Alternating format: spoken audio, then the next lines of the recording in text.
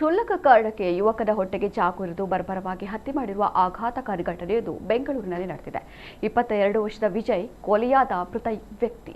ಕಿರಣ್ ಮತ್ತು ವಿನೋದ್ ಬಂಧಿತ ಆರೋಪಿಗಳು. ಶನಿವಾರ ಆರೋಪಿಗಳು ಗಾಡಿ ಓಡಿಸುವಾಗ ವಿಜಯ್ ಬೈಕ್ಗೆ ವಿನೋದ್ ಗಾಡಿ ಟಚ್ ಆಗಿತ್ತು. ಇದರಿಂದಾಗಿ ಅವರ ನಡುವೆ ಜಗಳ ನಡೆದಿದೆ.